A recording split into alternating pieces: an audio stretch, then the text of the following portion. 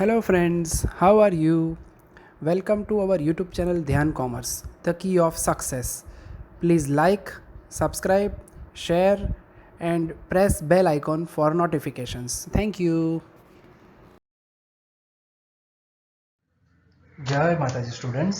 बच्चों स्टैंडर्ड 11 में statistics subject के अंदर चैप्टर नंबर 7 यानी कि सैम्पलिंग मेथड्स को अब हम ऑब्जर्व करने वाले हैं, जिसमें कुछ हम टर्म्स जो है वो पहले चैप्टर में देख चुके हैं, जैसे कि population, sample, population size, sample size, और कुछ वैसी ही टर्म्स के साथ हमें सैम्पलिंग मेथड्स को ऑब्जर्व करना है, जिसमें 3 मेथड्स है बच्चों। First is simple random sampling, second is stratified random sampling and third is systematic sampling. तो शुरू करते हैं हमारा चैप्टर नंबर 7। तो अब हम ऑब्जर्व कर लेते हैं कुछ इंपॉर्टेंट टर्म्स, जिसमें 11th में हमने पहला चैप्टर जो था हमारा उसमें इंट्रोडक्शन में देखा ही है, population, sample, population size, sample size. तो वैसे ही कुछ टर्म्स है वो फिर से यहाँ पे ऑब्जर्व करने का मौका मिलेगा, जिसमें हम पहले कह रहे हैं population, that a set of all units under study is called population. हमारे जो भी टोटल यूनिट्स हैं स्टडी से रिलेटेड उन सभी को कहा जाता है पॉपुलेशन। उसका एग्जाम्पल ले लेते हैं। एग्जाम्पल में हम बात कर रहे हैं, अगर हमें कॉटन क्लोथ से रिलेटेड स्टडी करना है तो जितनी भी कॉटन मिल्स है ओवरऑल उन सभी मिल्स को हम कह सकते हैं पॉपुलेशन। यानी कि suppose to study about the production of cotton clothes in India, all textile mills of India is the population. Population के बाद हम देखने के वाले हैं सैंपल। कुछ यूनिट सिलेक्ट किए जाए विद सम डेफिनेट क्राइटेरिया तो उसे कहा जाता है सैंपल। दैट मीन्स हम यहाँ पे वही कह रहे हैं, that a set of units selected from a population on the basis of some definite criteria is called a sample.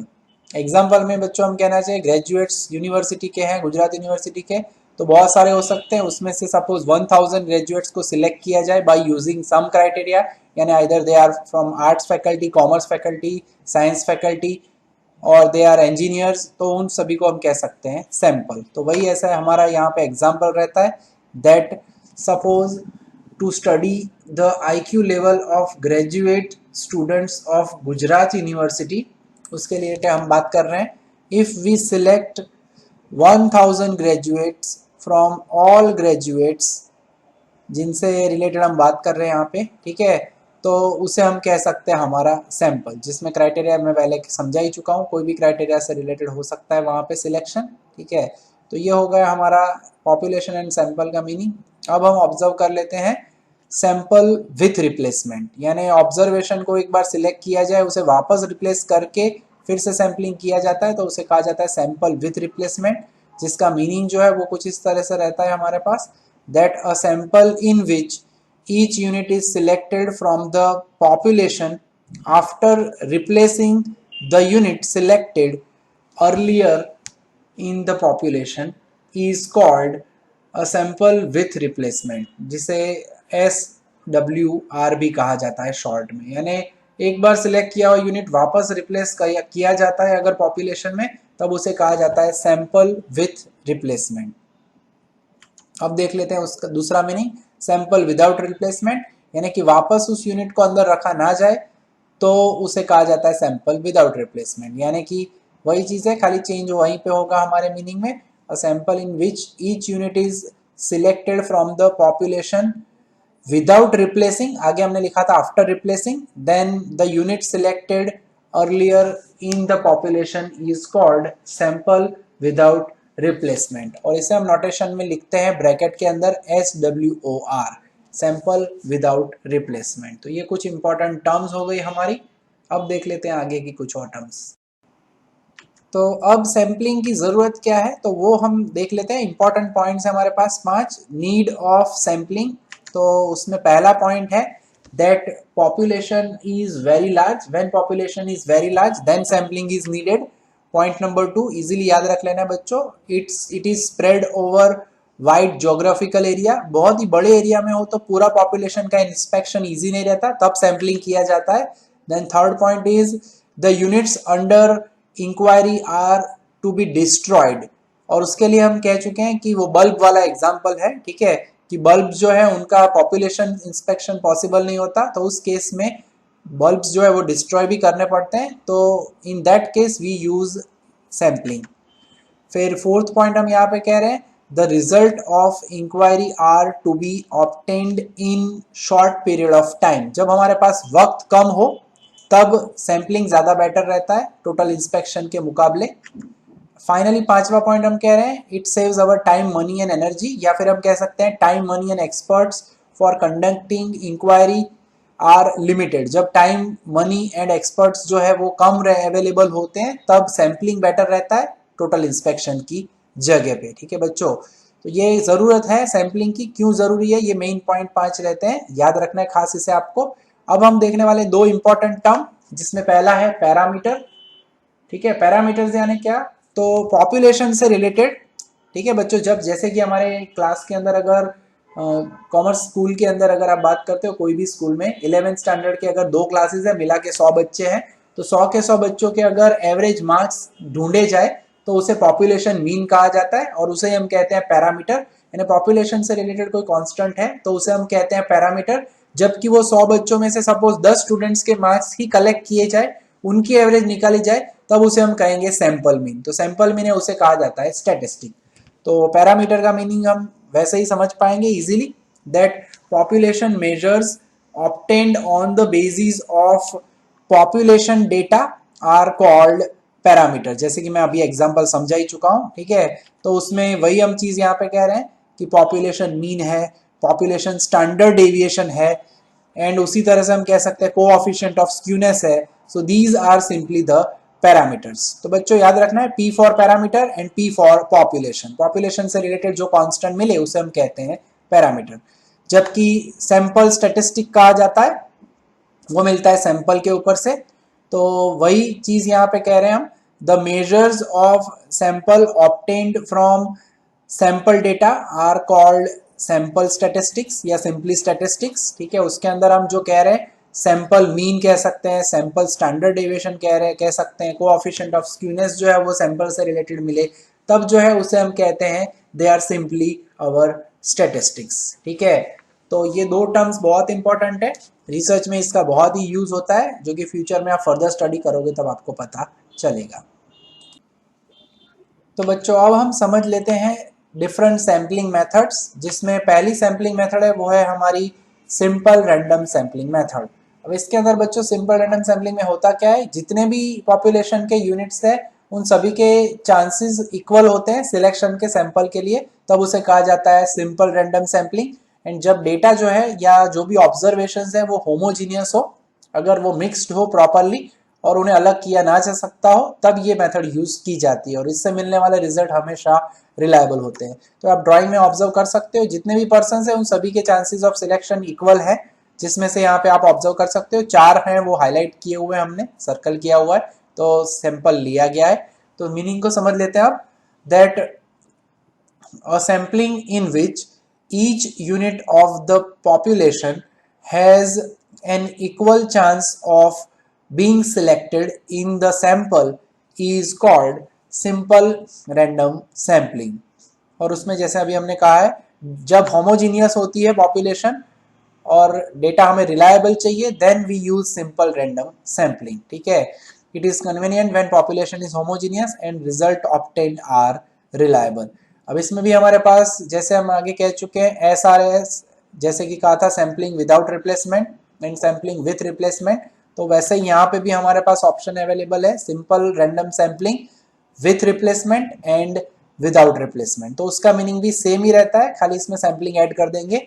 If each unit of sample is selected from the population after replacing the unit selected earlier, then then this sampling is known as simple random sampling with replacement। ठीक है बच्चों, उसी तरह से अगर हमें कहना है विदाउट रिप्लेसमेंट, तो उसमें वापस यूनिट को रखा नहीं जाता है, तो वो बन जाता है simple random sampling without replacement. तो मीनिंग आगे हमने ऑब्जर्व किया है वैसा ही है, that if each unit of a sample is selected from the population without replacing the unit selected earlier in the population, then such sampling is called simple random sampling without replacement। बच्चों इसके अंदर simple random sampling में हमारे पास 2 methods available है, जिसमें पहली जो method है वो है हमारी लॉटरी मेथड, जिसके अंदर डिटेल में यहाँ पे हम डिस्कस नहीं कर रहे, मगर लॉटरी मेथड के अंदर होता क्या है, तो सभी जितनी भी पॉपुलेशन के अंदर यूनिट्स है उन सभी को एक पर्टिकुलर नंबर दिया जाता है लॉटरी के जैसे ही। 1 टू सपोज 100 स्टूडेंट्स है, 100 पॉपुलेशन साइज है, तो हर एक को एक एक नंबर दिया जाता है, उसमें से रैंडमली कोई भी एक सिलेक्ट किया जाता है, तो वो होती है मेथड ऑफ लॉटरी।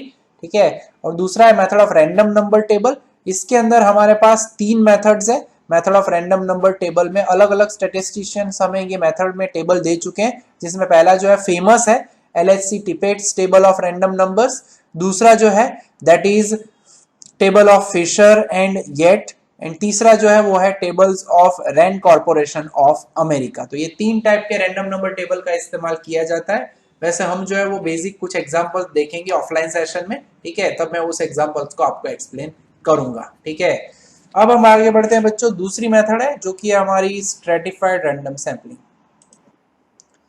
तो दूसरी मेथड है हमारी स्ट्रेटिफाइड रैंडम सैंपलिंग। जब बच्चों डेटा जो है वो हिट्रोजीनियस होता है, यानी कि अलग अलग हिस्सों में बांटे जा सके वैसा होता है, तब स्ट्रेटिफाइड रैंडम सैंपलिंग यूज की जाती है। पहले तो जितने भी ग्रुप्स हो सकते हैं उतने ग्रुप्स में डेटा को बांटा जाता है, और बाद में उसमें से ही जैसे रैंडम सैंपलिंग करते हैं वैसे हर ग्रुप में से हम सिलेक्ट करते हैं सैंपल्स को। ठीक है, और ये हर ग्रुप है उसे स्ट्रेटम कहा जाता है, ओवरऑल सभी को स्ट्रेटा कहा जाता है, और उससे लास्ट में सभी सैंपल्स को इकट्ठा करके अलग अलग ग्रुप वाइज पहले सैंपल्स लिए जाते हैं, फिर सबको मर्ज किया जाए तो वो बन जाता है हमारा स्ट्रेटिफाइड रैंडम सैंपलिंग।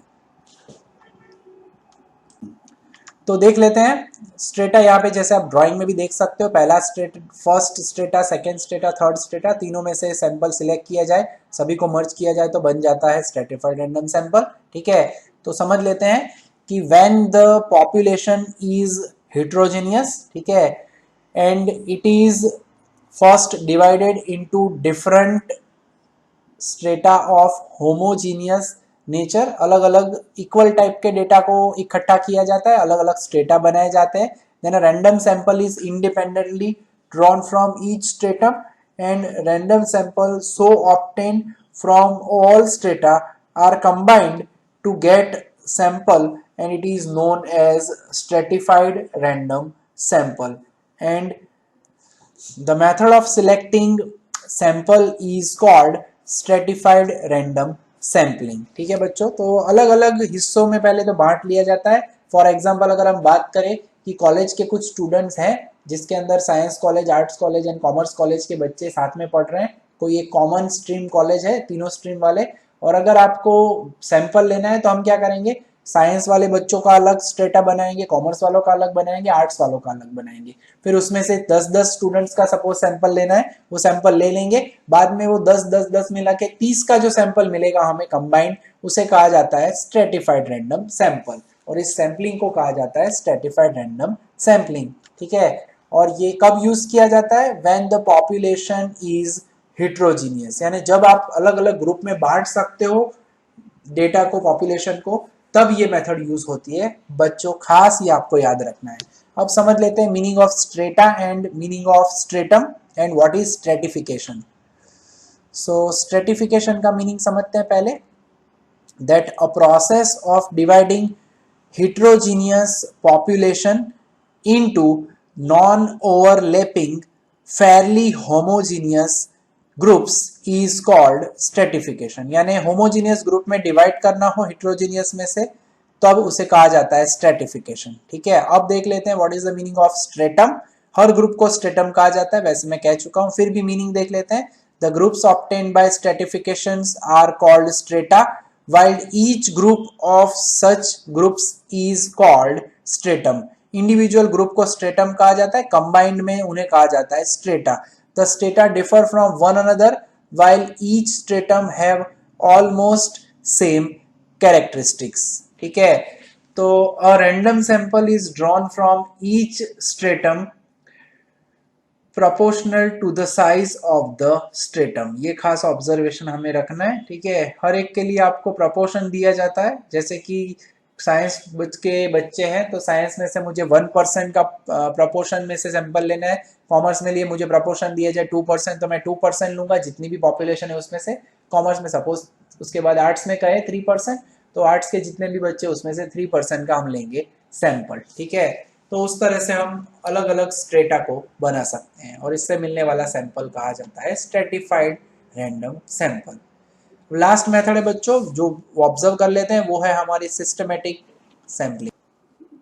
तो अब देख लेते हैं हमारी सिस्टमेटिक सैम्पलिंग मेथड, तीसरी मेथड जो है आखिरी मेथड है, जिसके अंदर बच्चों यूज़ कब की जाती है मेथड कि जब भी हमारा डेटा जो है उसे प्रॉपर सिस्टमेटिक मैनर में अरेंज करने लायक पॉपुलेशन दी जाए, यानी कि उसे अल्फ़ाबेटिकल ऑर्डर में अरेंज कर सकते हैं हम, क्रोनोलॉजिकल यानी वक्त के हिसाब से उसको अरेंज कर पाए, तो उस टाइप के केसेस में हम यूज़ करते हैं सिस्टमेटिक सैम्पलिंग। यानी कि हम यहाँ पे वही कह रहे हैं कि the complete list of population is available, सबसे पहले तो ये होना चाहिए आपके पास पूरा लिस्ट होना चाहिए पॉपुलेशन का, and then the units are arranged in some systematic manner, that is हम यहाँ पे कह रहे हैं अल्फाबेटिकल ऑर्डर में होना चाहिए, जैसे मैं पहले कह चुका हूँ क्रोनोलॉजिकल ऑर्डर में वक्त के हिसाब से उन्हें अरेंज कर सके वैसे होना चाहिए, then this method of sampling is used, ठीक है। यूजफुल तभी हो सकती है ये हमारी मेथड।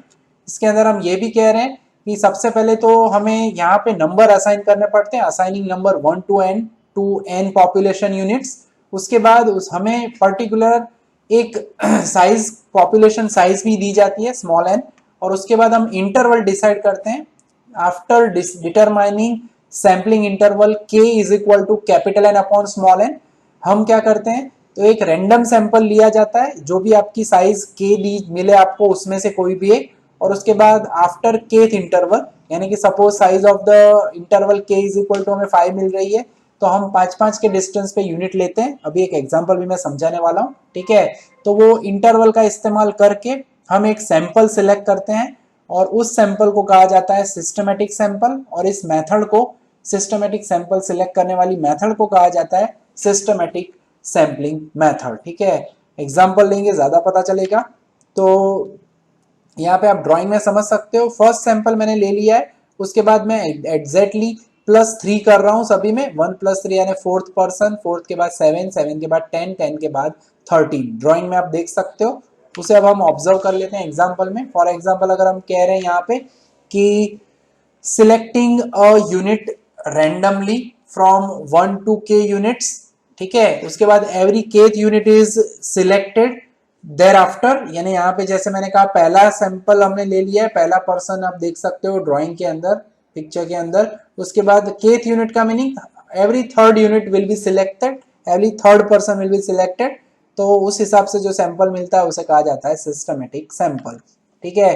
तो फॉर एग्जाम्पल अगर यहाँ पे भी हम कहें suppose k is equal to 10 है, तो for a number is selected randomly from the first 10 units, suppose हमने 7वां यूनिट सिलेक्ट कर लिया तो 7 के बाद हर 10 नंबर का यूनिट हमें लेना है, यानी 7 के बाद आएगा 17, 17 के बाद आएगा 27, 27 के बाद 37, वैसे ही हम पूरा जो भी सैंपल साइज है उस हिसाब से सिस्टमेटिक सैंपल को ले सकते हैं बच्चों, ठीक है।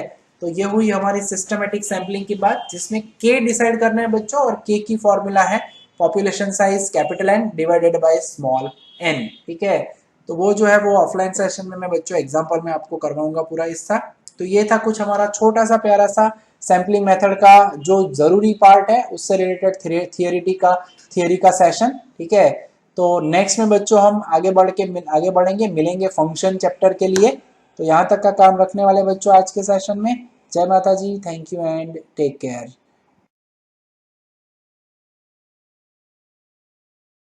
Please like, subscribe, share and press bell icon for notifications.